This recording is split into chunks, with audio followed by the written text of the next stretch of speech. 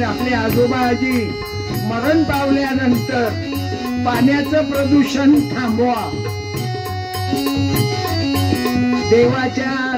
देवाचं जे साहित्य राहते, फुलं, निर्माल्य, हे कधी चंद्रभागेमध्ये, इंद्रायणीमध्ये, गावच्या नदीमध्ये आईच्या शपथ न टाकू नका.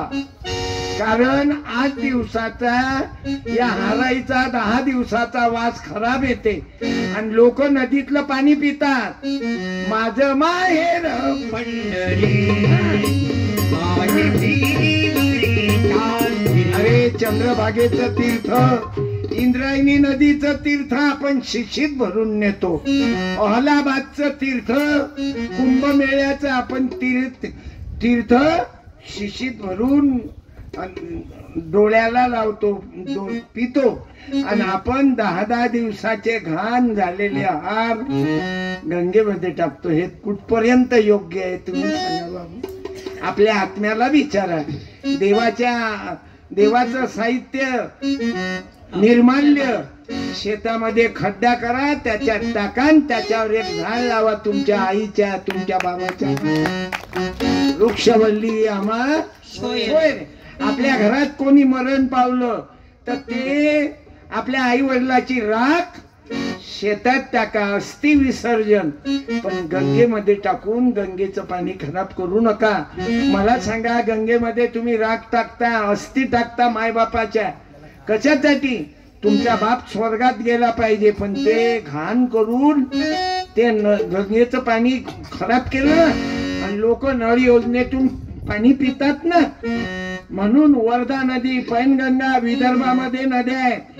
वर्धा, पैनगंगा, पूर्णा अशा मोठ्या मोठ्या नद्या आहेत. पण लोक बॉडी नदीवर जाळतात आणि ते पुरी रात त्या नदीत लोटून देतात. सांगा भाऊ, अरे पुण्य करता आपल्याला वाटते आपण आपल्या बापाले स्वर्गात पाठवलं, गंगेत राख टाकली म्हणजे. हे तुमच्या डोक्यातून काढा. माझा बाप मरण पावला, मी डोळे काढून दिले, नेत्रदान केलं माझ्या बापाचं. माझी आई मरण पावली, तिचंही देहदान केलं मी. आणि माझी बायको मरण पावली, तिलाही मेडिकल कॉलेजला दिलं. म्हणून देहदान केलं मी.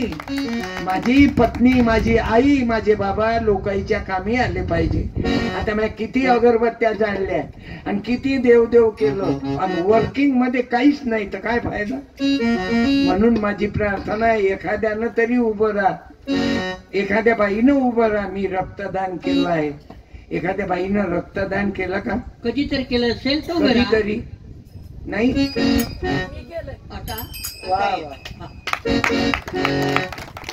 संध्याताई आहेत, शिकलेले आहेत. शिक्षणाचा परिणाम कसा आला त्यांच्यावर? बरं, तुम्ही ब्लड दिल्यामुळं काही नुकसान झालं काय तुमचं? आणि या बायाचं नवऱ्याला द्यायचं असलं तर नका देऊ. साडी दे रे एक ताई, आभार मानतो. आपण रक्तदान किती वेळा केलं दीदी? 2 वेळा. क्या बात. अरे देवाच्या डोक्यावर दुधाचा अभिषेक नका करू, रक्ताचा अभिषेक करा. पेशंटच्या शरीरात जाऊ द्या एक वेळा. एक थेंब जीव वाचवीन बाबू. टाळ्या.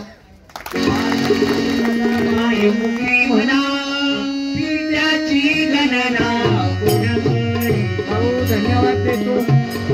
या खंडेरी वादनातून आतापर्यंत 3000 लोकांना देहदानाचा संकल्प घेतला.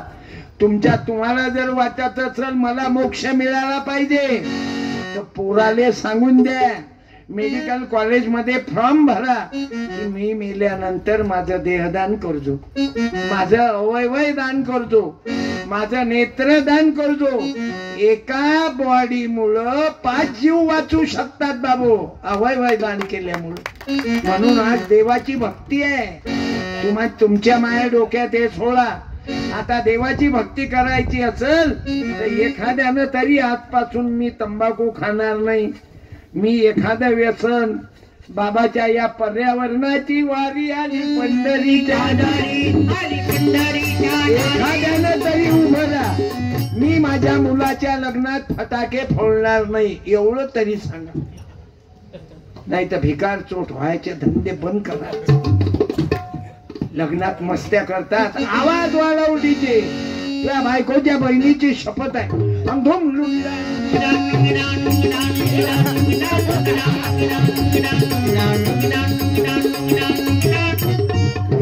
भिकार चोट झाले मायच्या शपथ न सांगतो. मी का बोलतो? माझ्या बोलण्यात धमक आहे.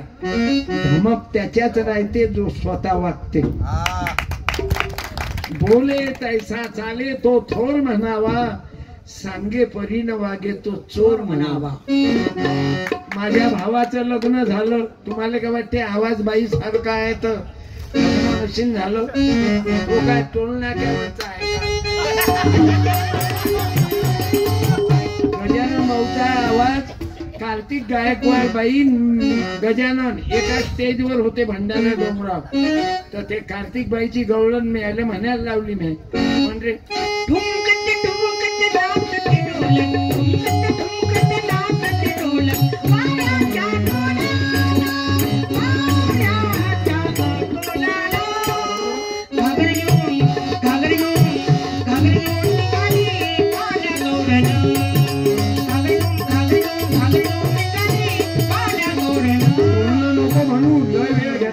मी जास्त वेळ घेतला ताई, सॉरी, माफी मागतो.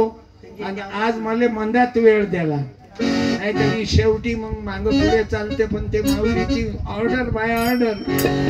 तुमचा वॉरंट सुटल्यावर कोण जमानत घेईन बापा? चलो बुलावा आया है, माता ने बुलाया है.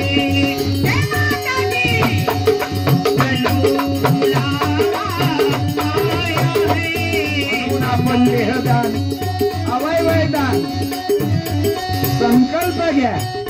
पांडुरंगाच्या पाया लागा. पांडुरंगाला सांगा की पांडुरंगा, मी कोणतंही वाईट व्यसन करणार नाही.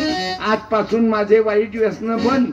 नाही तर काल मी दिवे घाटातच पाहिलं ना, धूम गांजा पिऊन राहिले असे. आणि तो शिशा उचलणारा म्हणे लाजा वाटायला पाहिजे तुम्हाला. तुम्ही वारकरी नाही, खरंच ते वारकरी नव्हता. ते दाढी जटा आपले वारकरी बांधव पहा ना बाबू. दारू नाही, बिडी नाही, वाईट व्यसन नाही. पण ज्याच्यात असन त्यानं एखाद्यानं तरी उभं राहा, मला आजपासून देऊन टाका की लिहेल का तू बरेच दिवसाचा मानत. फटाके लग्नात फोडणार नाही माझ्या मुला. हाय कोणात धमक एखाद्या? ज्या फटाक्याच्या पायी प्रदूषण होत, ज्या आहे काय कोणी?